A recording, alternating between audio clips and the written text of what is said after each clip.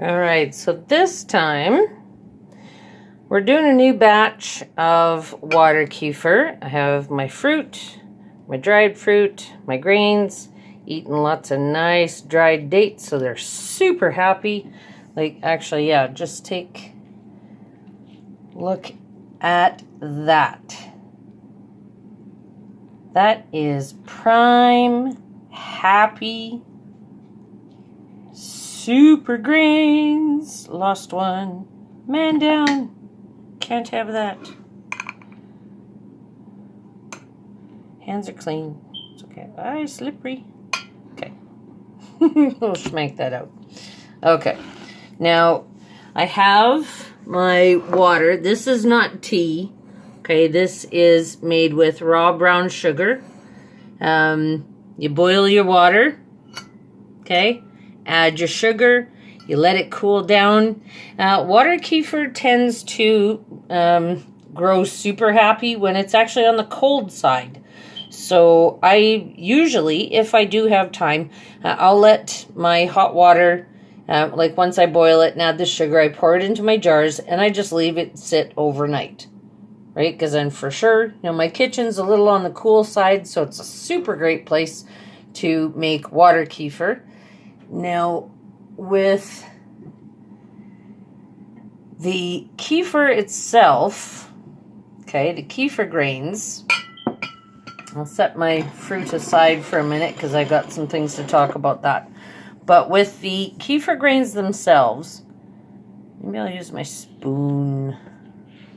I don't have a lot of fancy tools because I don't need them. Plus, I just lose them. But like these dates, I mean, the kefir that will sit in this, it ferments. Okay, so usually with dried dates, I can let them sit in here through 2 rounds. Okay, so this has made that first round of kefir in my other video with the lemon and grapefruit and dates. But yeah, after the second time, I mean, this is just mush. They've done their job. They don't owe me anything else, so they can go. I will put those into my food pile along with any errant grains, because again, why not? Okay, so those will go into my scrap pile after, but for now we can just get rid of those. That's fine. Now, for the kefir grains themselves, oops, don't want fruit skins in there. Okay, there's some people that say you have to add your fruit first. There's some people that say you have to add your grains first. 6 of one, half a dozen of the other. It really doesn't matter. I find it easier adding the grains first, simply because then they're at the bottom, right? And I don't have to worry, okay, about them. Oh, and coffee filters for over the top once you're done.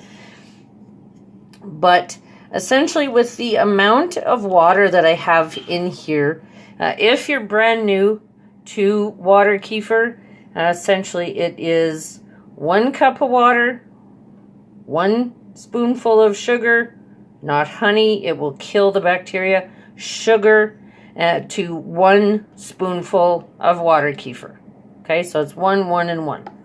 1 cup of water, 1 spoon, teaspoon or tablespoon, again, potato, to 1 spoonful of grains. I'm going to try and do this while videoing. And I'm just going to split this batch up between these 2 jars. I've done this for so long, like I don't measure or anything. If it looks good, smells good, tastes good, it's probably good. So I'm not really going to, stress over it, because why? So yeah, and I'm just going to empty these guys because they kind of need a break, from those fermenting dates. And the citrus, I'm losing grains. Okay, well, we'll worry about those after. That's fine. I know where to find them. It's okay. Now, some of them may float right at the top. Okay, but typically to begin with, yeah, see there's a few there. There's a couple of them undecided as to where they want to be, and that's fine too. They'll figure out their own path. And it doesn't matter if I've lost count and there's more in one jar than there is in the other. Okay. I don't tend to stress a whole lot because, again, why? But if you use more grains than you need, it is a good idea to, throw a date in there. Just to, give it some extra food. See, and all these little tiny ones. Try and get some focus on there. There's some little small ones in here that are just from sitting in with those dates. Okay, these big guys here, those are just super happy. But see, look at all the little tiny ones. So yeah, they were really happy sitting in that. And essentially what they're sitting in is the same thing that I'm putting in them into now. Okay, water, sugar, and a couple of dates.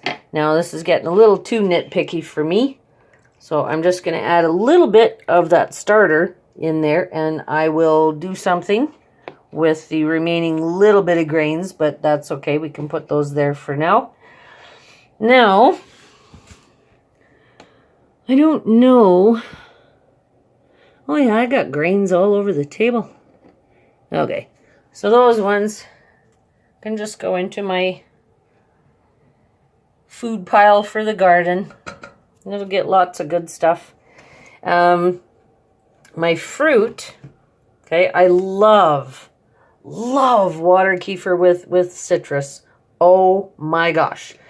So, okay, I do have, like I said, a few dates. I think there's 4 here because I'll plunk in, 2 in each jar. And I didn't fill this up all the way to the top because that fruit is gonna push this like right over the edge. So I might actually be a little smart here. Haha. Dump some of that back in.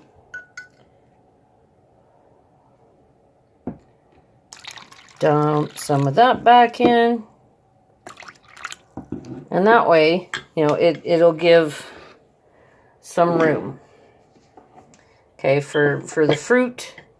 Now, the peels, okay, the grapefruit actually was an incredible gift from a client of mine. She has a house in Texas and grows lemons and oranges and these amazing pink grapefruit. Oh, I don't have to peel the skins off of these. And you don't actually have to peel the skins off anyway. I just do because, sometimes you leave it for a day longer and with the rind on it, it tends to get very bitter and I'm not a fan. So we're just going to plunk that right in there. Got half in there. Another gorgeous, look at the meat on that thing. Oh, and the seeds in it were humongous. Because again, they haven't been messed with. We're going to run into problems, so I'm going to dump a little bit more of that out. That's okay. And again, for all the fluff and puff about this, there is not an exact science. Okay? While I'm putting other stuff in, okay, I have a half of orange to plunk in there. Half of orange to plunk in there. And then what I actually do with the peels, I dry them. Okay, that one's grapefruit. This is orange. Okay, so I'm going to be drying these, and I don't have a dehumidifier. I don't have a big fancy setup, whatever. I don't need it. This, just hanging them on the outside of this little container that I'm collecting them in, is fine. Okay? This time of year especially, Okay, it is winter pig. Haha. We are just heading into April, so there's still snow outside, but I get a little too antsy.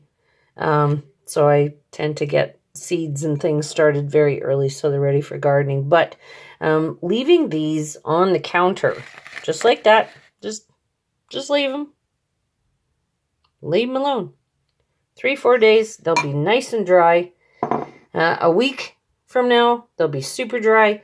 And I just grind them up. I add them to teas that I make. They're marvelous for soap. And just a whole host of amazing things. Now, I am going to be leaving these here on the counter. See, there's a few of them that are floating up, but look at the bubbles.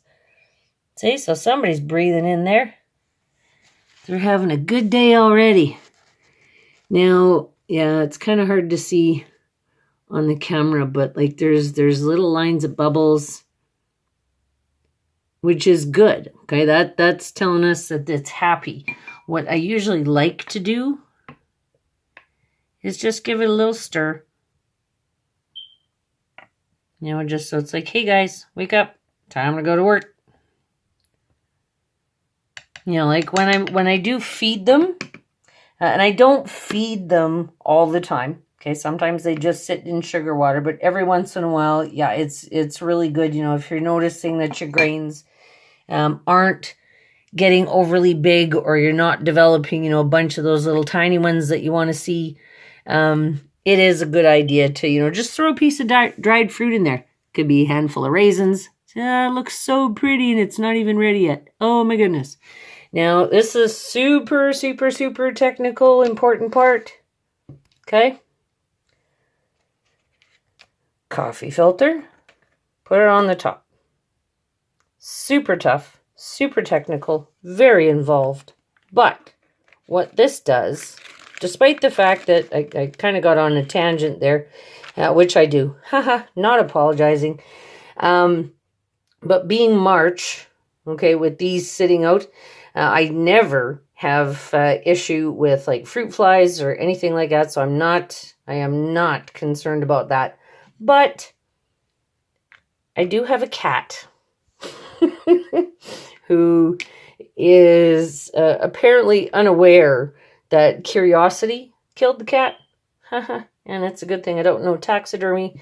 Any of you who have met my lovely Grace will understand fully what I mean.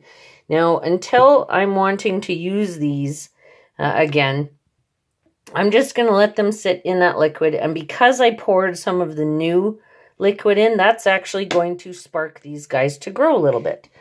So when I'm just storing them, I do keep them in a closed container and just shake them around so that, you know, they're awake.